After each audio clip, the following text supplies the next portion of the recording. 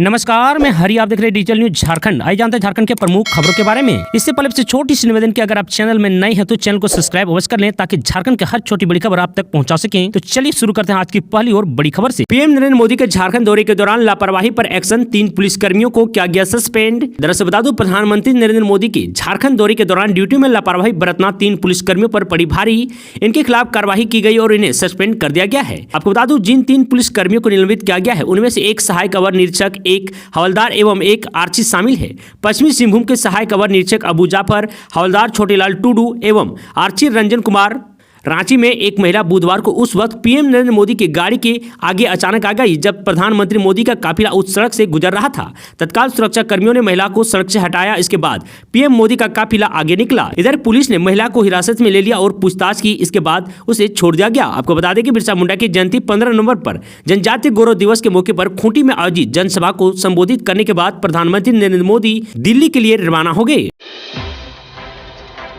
प्रधानमंत्री खूंटी में लॉन्च की पीएम जनमन योजना 1000 गांव के 75 आदिम जनजाति समूह तक पहुंचने का लक्ष्य। दरअसल बता दूं, प्रधानमंत्री नरेंद्र मोदी 15 नवंबर को झारखंड के खूंटी जिला स्थित भगवान बिरसा मुंडा की जन्मस्थली खूंटी से पीएम जनमन अभियान की शुरुआत की। प्रधानमंत्री ने बताया कि प्रधानमंत्री जनजातीय आदिवासी न्याय महाअभियान योजना के तहत 1000 गाँव में रहने वाले 75 ऐसे आदिम जनजाति समुदाय की पहचान की गई जिन तक अभी विकास की रोशनी पहुंची नहीं। इस योजना के तहत ऐसे आदिम जनजाति समुदाय को सरकारी योजनाओं से लाभान्वित किया जाएगा जो अभी भी शिक्षा, स्वास्थ्य, बिजली, पानी और सड़क सहित अन्य मूलभूत सुविधाओं से वंचित हैं। प्रधानमंत्री इन्हें आदिवासियों में भी सबसे पिछड़े आदिवासी का कर संबोधित किया। प्रधानमंत्री ने कहा कि ऐसे आदिम जनजाति लोगों की संख्या देश में लाखों में है। आपको बता दूं, प्रधानमंत्री मोदी ने बताया कि पीएम जनमन योजना के तहत केंद्र सरकार 24,000 करोड़ रुपए खर्च करेगी। इस योजना के तहत सरकार उन आदिवासी भाई बहनों तक पहुंचेगी जिन तक अभी तक कोई नहीं पहुंचा है। शिक्षकों के प्रमोशन पर आया बड़ा अपडेट। अगर इस शर्त को आप पूरा किए तो आप भी बन सकेंगे प्रिंसिपल। दरअसल बता दूं, लंबे समय से प्राथमिक शिक्षकों की लंबी चल रही प्रमोशन को पूरा करने तथा इसमें उत्पन्न विभिन्न विवादों और आपत्तियों को खत्म करने के लिए स्कूली शिक्षा एवं साक्षरता विभाग ने सभी उपायुक्त और जिला शिक्षा अधीक्षकों को नया आदेश जारी किया है।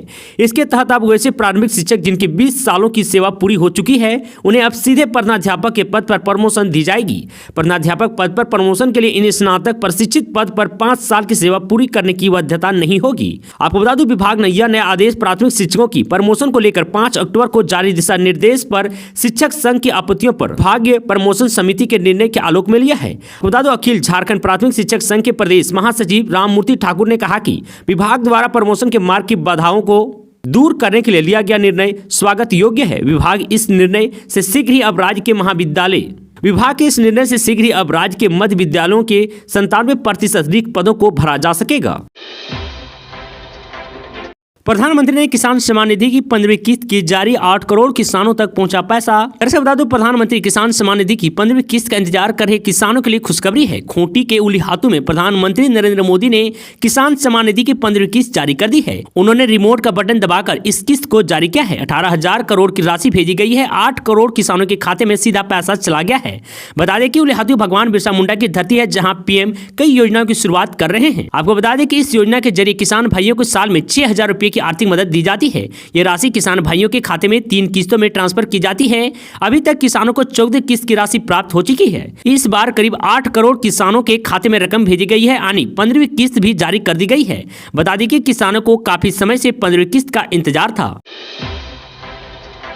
पीएम मोदी ने दिए विकसित भारत के 4 अमृत मंत्र। झारखंड में कहा कि अंतिम व्यक्ति का नमक खाया हूं इसलिए मैं कर चुकाने आया हूं। आपको बता दूं, प्रधानमंत्री नरेंद्र मोदी ने बिरसा मुंडा की जयंती जनजातीय गौरव दिवस के मौके पर झारखंड के विकसित भारत के लिए 4 अमृत मंत्र दिए हैं। 15 नवंबर को प्रधानमंत्री खूंटी पहुंचकर 7200 करोड़ रुपए की परियोजनाओं का उद्घाटन किया। इस उद्घाटन में शामिल है जैसे विकसित भारत संकल्प यात्रा का शुभारंभ, जनजातीय समूह मिशन शुरू, प्रधानमंत्री किसान योजना की 15वीं किस्त जारी, 7200 करोड़ रुपए परियोजनाओं का उद्घाटन एवं शिलान्यास, 49,000 करोड़ की जनजाति कल्याण एवं विकास परियोजनाओं का शुभारंभ किया है। इसी तरह कई योजनाओं की शुभारंभ और शिलान्यास किया।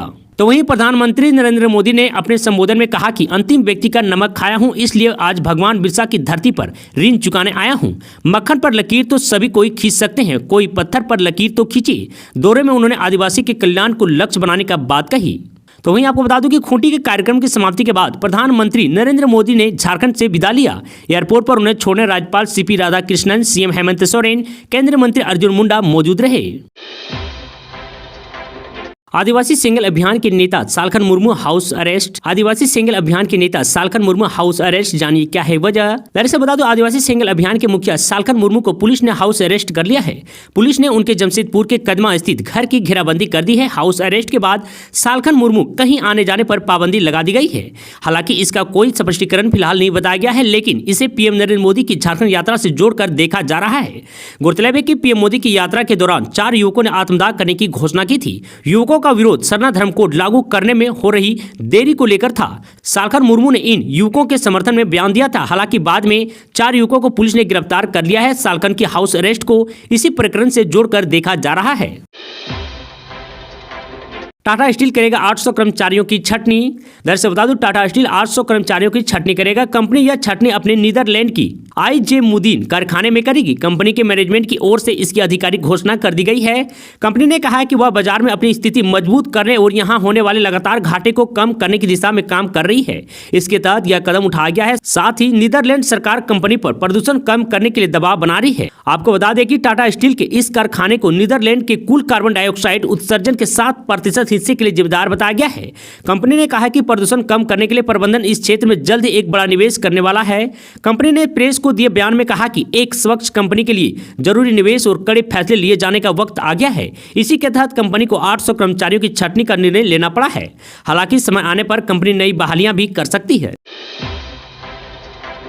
साहिबगंज में भीषण सड़क हादसा, खड़े ट्रैक्टर में बाइक ने मारी टक्कर, दोनों की मौके पर ही मौत। दरअसल बता दूं, साहिबगंज में महाराजापुर शर्मापुर रोड में 3 पहाड़ नीचे टोला में बुधवार को सड़क किनारे खड़े ट्रैक्टर से बाइक टकरा गई, जिससे बाइक सवार दोनों युवक की मौके पर ही मौत हो गई। सूचना मिलने के बाद पहुंची पुलिस ने दोनों युवक के शव को पोस्टमार्टम के लिए राजमहल अनुमंडल अस्पताल भेज दिया है। मिली जानकारी के अनुसार बाइक सवार हेलमेट नहीं पहना था, इसी वजह से सिर में चोट लगी थी और दोनों की मौत हो गई। बताया जा रहा है कि दोनों युवक काले रंग की होंडा हॉर्नेट बाइक JH04L8456 से 3 पहाड़ से धमधमिया की ओर काफी तेज गति से जा रहे थे। 3 पहाड़ लोहिया भवन के पास पहुंचते ही हेमंती बेवा नामक महिला को बाइक सवार ने धक्का मार दिया। इसके बाद तेजी से दोनों भागने लगे। इसी क्रम में बाइक की रफ्तार और बढ़ा दी। इसी क्रम में नीचे टोला में सड़क के किनारे खड़े ट्रैक्टर में जाकर धक्का मार दिया। घटनास्थल पर ही दोनों युवक की मौके पर ही मौत हो गई। एक बड़ा घर बनवा दीजिए, पीएम मोदी से बिरसा मुंडा के वंशज की मांग। दरअसल बता दूं, प्रधानमंत्री नरेंद्र मोदी बुधवार को झारखंड में भगवान बिरसा मुंडा की जन्मस्थली पहुंचे थे। यहां उन्होंने बिरसा मुंडा के वंशजों से भी मुलाकात की। इस मुलाकात में क्या कुछ हुआ, यह जानना बेहद रोचक है। प्रधानमंत्री मोदी के सामने होते हुए भी बिरसा मुंडा के वंशज एकदम सहज भाव में नजर आए। उन्होंने अपनी साधारण सी मांग को दोहराया। यही नहीं, रोचक पल हुआ था जब दोनों ने एक दूसरे की उम्र को लेकर सवाल किया। धरती आबा बिरसा मुंडा के वंशज सुखराम मुंडा लंबे समय से एक बड़े घर की मांग करते आ रहे हैं। उन्हें भी सरकार बिरसा आवास ही दे देती है। जब भी कोई नेता उलिहातू आता है तो उनके सामने यह मांग जरूर रखते हैं। इस बार भी उम्र के इस पड़ाव में उन्होंने प्रधानमंत्री नरेंद्र मोदी से एक बड़े घर की मांग की है।